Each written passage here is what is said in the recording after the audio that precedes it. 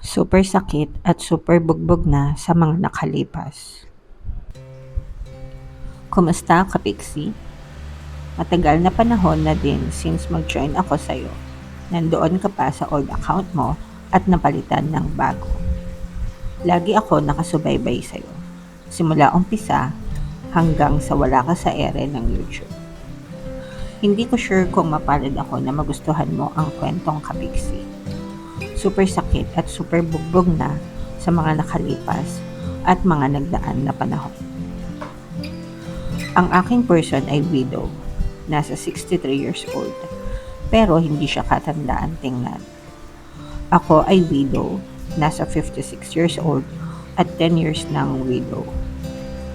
Mas nauna akong mabiyuda kaysa sa person ko, na nasa 5 taon pa lang. Akala ko, Kapixie, pag matanda na ang karelasyon, mas maiintindihan ako at mas matured ang isip. Hindi pala. Kaya sari-saring galit, sama ng loob, at hinagpis ang nakuha ko sa person ko. Meron palang pamilya na pwedeng humadlang sa pag-iibigan kahit matatanda na. Hindi ko expected ang ganun. Kami ay nasa 4 na taon na magkarelasyon at nagkakilala sa FB lang. 2 years ago, nagbalak kaming dalawa ng BF ko na dumaan sa bahay nila para mapakilala ako. Pero hindi natuloy. Kasama ko ang tita ko noon na dapat mapapakilala ako ng person ko. Dahil sa nagka-prob sa kanya, na-reschedule ang pagpapakilala. Sa madaling salita, nag-attempt ulit kami pero ako naman ang nagka-prob. Sa third attempt, ganun ulit ang nangyari. So I decided na wag or baka hindi pa ito ang pagkakataon. Kami ni person ay same na may 2 anak at mas mga single pa ang sa kanya. Sa side ko naman na 2 anak ko ay may pamilya na. Alam mo ba, Kapixie, na sa lakas ng intuition ko, nararamdaman ko na sa bawat pag-uusap namin sa Messenger, nafe-feel ko na may nakakonect na ibang tao. Madalas naka-online ang account ni person. At kada sasabihin ko yon, ang sagot niya ay hindi pa siya nag-online. Ito ang madalas na pagtalunan naming dalawa na nauuwi sa pagtatalo. Lumipas ang 2 taon, mahigit, sinabihan ko siya na hindi na safe ang usapan namin sa Messenger dahil damang-dama ko na may nakakonect na ibang tao. Malakas ang intuition ko dahil isa akong water sign, Cancer, katulad mo. Feeling ko din ayaw sa akin ng anak niya kahit di ko pa sila namimit. Ramdam ko yun, Kapixie. May panahon na nag-aaway na kami dahil sa nangyayari about sa 2 anak niya at prob sa pag-uusap namin sa pag-chat. Sa side ko naman, welcome ang person ko at walang hadlang sa anak ko. Sabi niya, ako lang ang nag-iisip ng hindi maganda sa anak niya. Kada sinasabi niya yon ay sobra akong nasasaktan dahil mas tinitingnan niya yung side ng family niya kesa sa akin kung ano ang nararamdaman ko. Alam mo ba, Kapixie, na madalas kami nag-out of town ni person at ako ang gumagastos dahil wala siyang pera o trabaho at lagi ko siyang kasama. Diba, dapat nga natutuwa sila dahil sa edad ng father nila, dapat sila may obligasyon na ipasyal minsan ang father nila. Hindi pa dito nagtatapos, Kapixie. Nandito na ako sa paghahanda ng sarili ko para matuloy na yung pagpapakilala sa akin ng pamilya niya. Ako lang mag-isa. Lakas ng loob ko, Kapixie. Pero nanatili ako na malakas ang loob. Wala ni isang kasama. Sabi ko sa kanya, pag ako may nakita na hindi maganda sa family mo, magwo-walk out ako.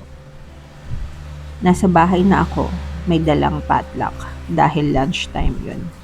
Si person kumukuha ng plato at kutsara at baso para sa akin. Yung 2 anak na babae, lalaki at yung kapatid na bunso ay kumakain. Nasa lamesa at yung kapatid na eldest na babae ay nagsasandok ng ulam at kain. Alam mo ba, Kapiksi, tumayo yung bunsong anak niya, may kinuha sa sala, at ako ay nakangiti sa kanya. Pero ang balik sa akin ay tingin lang. Walang hi po, hello po, wala pong ganun. After nun, nilagay ko ang dala ko na pansit canton sa lamesa. Yun na lang ang way ko para makakilos ako papunta ng lamesa. Dahil kahit mag-alok ng kain po tayo, ay wala akong narinig. Sobrang nahiya ako sa sarili ko, Kapiksi. Hindi yun nakita na person na ganun ang nangyari. At umupo na ako at kumain. At konting tanong sa biyahe ko papunta sa kanila sa Bulacan. Hindi ako nagtagal sa bahay nila, mga 2 oras lang. At ako lang ang nasa living area. Yung 2 anak nagpunta sa room na dapat ay nakausap ko.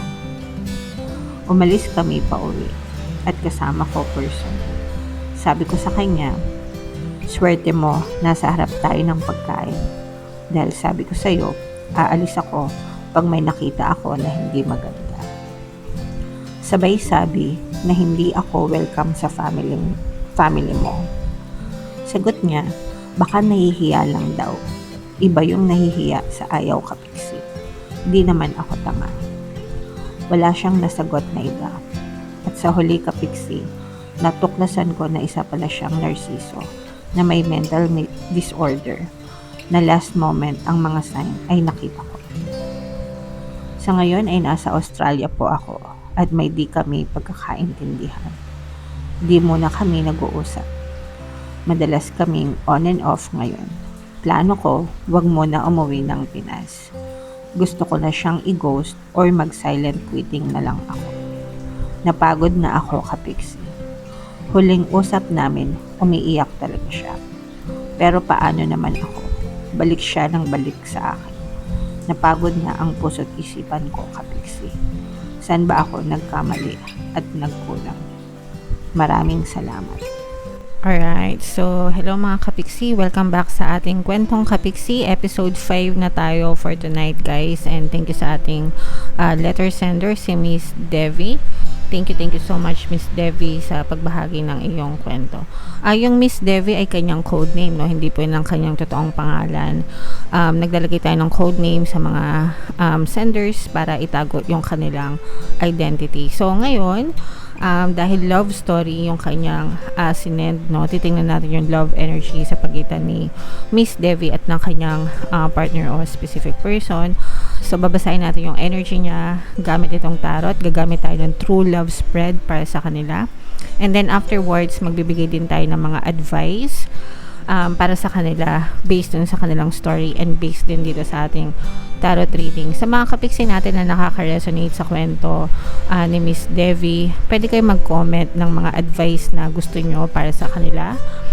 Just remember guys na maging sensitive tayo, wag tayong balahura.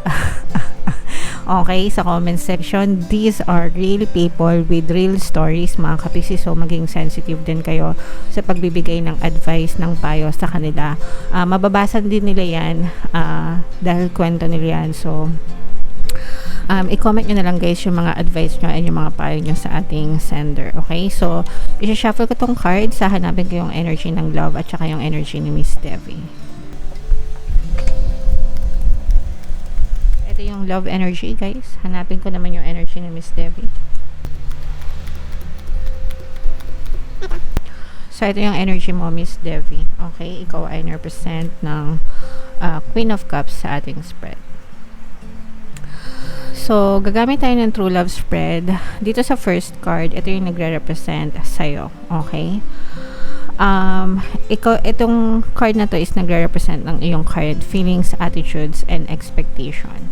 So, ikaw, marami kang ina-expect dun sa person mo. Marami kang gustong makita sa kanya. Marami kang parang nag-set ka ng ideal sa isip mo, ng ideal type mo na person yung gusto mong makita sa kanya, but eventually parang yung nakikita mo sa kanya ay hindi nagmamatch dun sa kumbaga kung ano yung in-expect mo, kung ano yung sabihin nating ideal man mo, ideal relationship mo, no?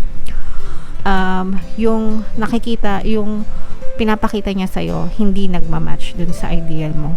And you are thinking of running away from this person. And nakita naman natin yun sa email mo, no? Kasi nga, sabi mo, parang gusto mo na ghosting, quiet quitting, ganyan, dun sa bandang ibaba ng email mo. Parang naiisip mo na makipaghiwalay, gusto mo siyang i-ghost or silent quitting, ganyan. From this person, nandun na siya sa isip mo, no? Tumatakbo na siya sa isip mo. You want to run away from this person kahit na sabihin natin na pwedeng may feelings ka pa sa kanya, pwedeng mahal mo pa siya because kaya ka nga nag-send ng email kasi ibig sabihin, iniisip-isip mo pa rin itong person na to. Pero yung iniisip mo sa kanya, imbis na magaganda, ang iniisip mo sa kanya is yung mga problema, okay? Yung mga problema nyo sa relationship. Now, this person, itong person mo naninimbang, okay? Obvious na tinitimbang niya ikaw at saka yung mga anak niya. Pwedeng may katotohanan yung sinabi mo na baka ayaw sa'yo ng mga anak niya. Baka, no? Hindi natin alam kung totoo o hindi. Pero, pwedeng nakaka-impluwensya sa kanya yung mga sinasabi mo sa kanya against his family, his kids, na sinasabi mo sa kanya na ayaw sa akin ng mga anak mo, ayaw sa akin ng family mo, pero para sa kanya, pinagtatanggol niya na baka nahihiya lang, ganyan. Sa'yo, pwede kasing magkaiba yung upbringing, no? Iba yung pagpapalaki nila sa mga anak nila versus dun sa pagpapalaki mo sa mga anak mo. Kaya, again, yung ine-expect mo, hindi lang sa kanya, kundi sa family niya, hindi mo nakikita and nagkukosyon ng confusion doon sa side ng person mo. Okay? Nagkukos siya ng confusion sa side ng person mo. Mahal ka ng person mo, pwedeng mahal ka niya, gusto ka niyang makasama. But at the same time, hindi niya rin pwedeng i-take for granted yung mga anak niya kasi dugo niya yun, dugot laman niya yun. Okay? Kaya nga merong sinasabi na mas matimbang ang dugo kaysa sa tubig, or mas malapot yung dugo kaysa sa tubig. Or whatever, di ba?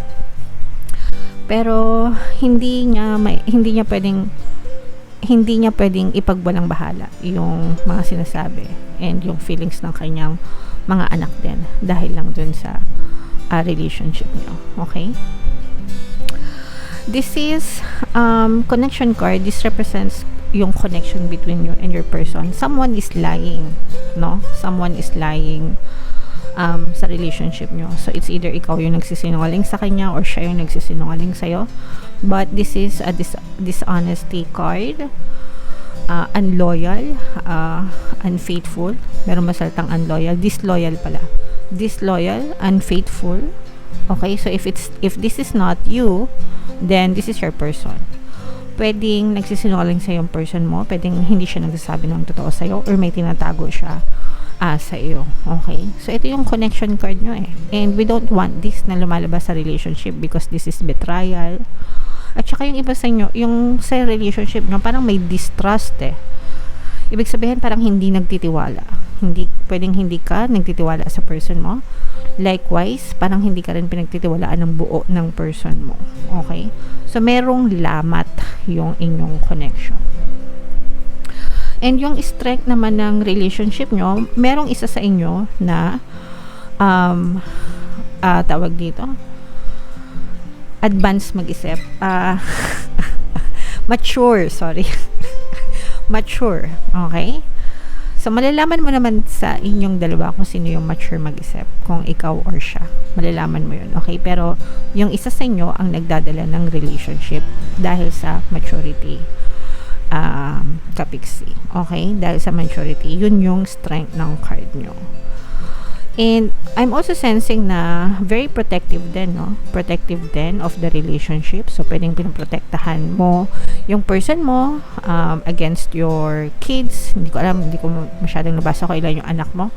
And pinoprotektahan ka rin ng boyfriend mo dun sa kanyang mga anak, no? Without you realizing, syempre hindi mo naman nakikita kung paano ka pinagtatanggol ng boyfriend mo sa mga anak niya, di ba? Pwedeng hindi niya sinasabi sa'yo, pero pwedeng pinagtatanggol ka niya na hindi mo nakikita. Pero someone is very protective of this relationship and very mature as well. And yung weakness naman ng inyong relationship is parang nagbibilang na ng itlog, nagbibilang na ng sisiw, hindi pa napipisa. Alam mo ba yung ibig sabihin nun? Parang nagbibilang na kayo ng sisiw, hindi pa napipisa. Ibig sabihin, advance mag-isip nga, no? Naglalagay agad ng mga, eto, nakita ko to sa iyo, Miss Devi. Naglalagay ka na agad ng mga assumptions sa relationship nyo. Kaya kapag nakita mo na yung family niya, meron ka ng ganong assumption na ayaw nila sa'yo. So, lahat ng kilos nila, negative na sa'yo. Okay? Napisa na yung, nagbilang ka na ng sisiw, hindi pa napipisa yung itlog. So, intuition is very different from assumptions. And yung nabasa ko dun sa email mo is not really intuitive, but assumptions. Ibig sabihin, naglagay ka ng mga negative assumptions sa mga nakikita mo based dun sa observation mo, dun sa family ng person mo. Kaya, nung nandun ka na sa bahay nila, lahat na lang ng nakita mo na ginagawa nila, they are evidences of your assumptions. Kasi, nagbigay ka na ng negative assumption agad na ayaw sa akin ng family nito, ayaw sa akin itong mga anak na to, kasi sabi mo, nararamdaman mo even before you come to their house. Bago ka pa pumunta sa bahay nila, meron ka ng assumption na ayaw sa akin ng mga anak niya. Kaya nung pagdating mo doon, the universe has to give you evidence nung assumptions mo na, ayaw sa'yo ng mga anak niya, kasi yun yung sabi mo sa isip mo. So, bibigyan kita ng evidence na ayaw sa'yo ng mga anak niya. So, lahat ng nakita mo na mga interaction with them is negative, kasi yun na yung meaning na inattach mo sa kanila. Okay? And that's your weakness. Yun yung weakness ng relationship, yung sobrang advanced mag-isip, naglalagay ng mga negative assumptions sa lahat ng ginagawa ng person mo and ng family niya. So, yun yung isa sa mga sisira din sa relationship nyo. And tingnan natin kung magiging successful ba itong relationship na to. This is an earth sign energy. Kailangan magkaroon ng humility dito, no? Pwedeng may earth element ka or may earth element yung person mo sa kanilang natal chart. Capricorn, Taurus, Virgo. So, mahahayag din sa'yo yung totoo in the future. Kung ano talaga yung totoong intention sa'yo ng person mo. So, yun yung magiging time will tell, no? Yun yung magiging susi para malaman mo kung magiging successful ba yung relationship mo with your person or hindi. Yung marireveal sa'yo yung katotohanan kung talagang gusto ka ng person mo or hindi, kung mahal ka ng person mo or hindi, kung ipagtatanggol ka ba niya sa family niya or hindi. Marireveal din sa'yo kung talagang parang merong magpapakita ng evidence universe sa'yo or papakitaan ka ng sign ng universe na kung ayaw sa'yo ng mga anak niya, parang one of them, probably an earth sign energy, kung meron mga earth sign sa kanila, na mag-reach out sa'yo and they will tell you na tigilan mo ng papa ko, tigilan mo ng daddy ko, ayaw namin sa'yo. Parang ganun. Dadating yung time na yun na one of them will reach out to you na sasabihin na we are against of this relationship. Ayaw namin sa relasyon na to. So, doon mo malalaman, doon marireveal kung talagang ipaglalaban ka ng person mo sa kanyang mga anak. Okay? So, dadating yung time na yan. Maghunos dili ka lang. Okay? So, yan ang iyong reading, Miss Devi. Paki-comment na lang or pa-email na lang kung nasagot natin yung mga tanong mo. Pero, piece of advice ko lang para sa'yo, Miss Devi, no, since tapos na natin yung reading mo. Sabi mo nga, diba, matanda na kayo, you're 54 or 56 ba? Sorry. And then, yung person mo is 60 plus na. So, sabihin natin senior na, diba? Dapat yung mga ganyang edad, hindi na masyadong, 56 ka and then 63 naman yung person mo. So, hindi mo naman siya first love, diba? Kasi meron kang unang asawa. So, dapat yung mga ganyang relasyon sa ganyang edad, wag na yung masyadong masakit sa ulo. Hindi na kayo masyadong nagpapanega, hindi na kayo masyadong nagpapaka-trigger. Kasi, syempre, mental stress yan. So, may stress din yan sa inyo physically. Baka magkasakit pa kayo, di ba? Lalo na sa mga edad nyo, mahirap na. And you also have to think from the perspective ng kanyang mga anak. Sa anak mo, walang problema kasi probably napalaki mo siya ng maayos, ganyan.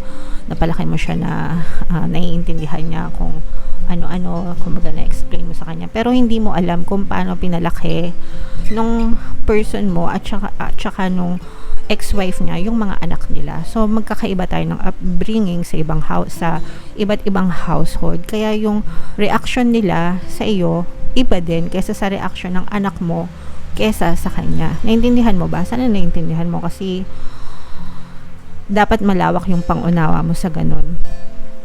And yung pagbisita sa bahay, sorry, kailangan ko lang tong i-mention kasi na-observe ko talaga to sa email mo. Iba-iba tayo ng ugali pagdating sa pagtanggap ng mga bisita, no? Naintindihan ko yung mga anak ng person mo kasi ganun ako. Hindi ako komportable pagka may ibang taong pumapasok sa bahay namin because I'm certified introvert. And yung mga anak ko naman na din nila yun sa akin, yung pagiging introvert ko at saka yung asawa ko ay introvert din. So, lahat kami introverted kami. And kapag may bumibisita, nanay ko nakatira sa amin, nanay ko lang yung mahilig papasok ng bisita sa bahay. So, kapag may bisita si nanay, lahat kami nakatago sa kwarto. Okay? Hinahayaan lang namin si nanay na i-entertain yung bisita niya, kausapin niya, whatever. Pero hindi mo kami maaasahan na lumabas para i-entertain yung bisita. Ganun kami. It's not because ayaw namin dun sa bisita pero hindi kami komportable kasi hindi yun comfort zone namin. So, naintindihan ko yung mga anak nung person mo kung bakit ganun sila sa iyo. Probably they're just like us na introverted or hindi marunong makipag-usap sa bisita, hindi marunong mag-small talk, ganyan. And baka hindi rin sinet ng person mo yung expectation sa mga anak niya na bibisita yung girlfriend ko, kausapin nyo naman, pakisamahan nyo naman ng maayos, pakitaan nyo ng maayos, diba? Baka hindi rin sinet ng person mo, so wag mo masyadong sisihin agad yung mga anak ng person mo, okay? Kasi baka iba lang talaga yung ugali nila, yung nakasanayan nila kaysa dun sa ugali mo at nakasanayan mo. Hindi kasi tayo lahat pare-parehas ng upbringing sa buhay, no? Iba-ibang tahanan, iba-iba ng pagpapalaki, iba-iba ng paniniwala. So, wag natin agad lalagyan ng negative assumptions yan. Yun ay para lang makita mo, no? Kasi hindi mo nakikita Yung nakikita ko, yung na-observe ko sa email mo. That's why it's very important na nagtatanong tayo sa ibang tao ng perspective nila kasi nga, iba-iba tayo ng perspective sa buhay. Okay? And bago ka makipaghiwalay dun sa person mo, kasi sabi mo iniisip mo na mag-quiet quitting, silent quitting, or ghosting sa kanya, tapos sabi mo paano naman ako, balik siya ng balik sa akin. Okay? Napapagod ka na. So, bago mo siya i-ghost or quiet quitting, para sa akin, I suggest na wag mong gawin yon, okay? Kasi unang-una, matanda ka na, hindi ka na dapat nag-ghosting, nag-quiet quitting. Kasi mature ka na dapat matanda ka na, dapat alam mo na kung gaano ka painful sa isang tao yung mag-ghosting kahit anong edad pa. So, it's not right. Kung makikipag-break ka sa kanya or makikipaghiwalay kaya sa kanya, sabihin mo ng harap-harapan. Kung hindi man personal, at least explain mo sa text, okay? Para magkaroon siya ng closure sa side niya. Kasi mahirap yon kapag hanging siya. Hanging siya, hindi niya alam, di ba? Pag sa'yo ginawa yon, pag ikaw ginosting, silent quitting ka, anong mararamdaman mo? It's too painful. So, dapat alam mo din kung ano yung mararamdaman ng person mo pag ginawa mo yun sa kanya. And, wag mong isipin yung paano naman ako, balik siya ng balik sa akin. Ask yourself, ano ba yung gusto mo? Diba? Mahal mo ba siya?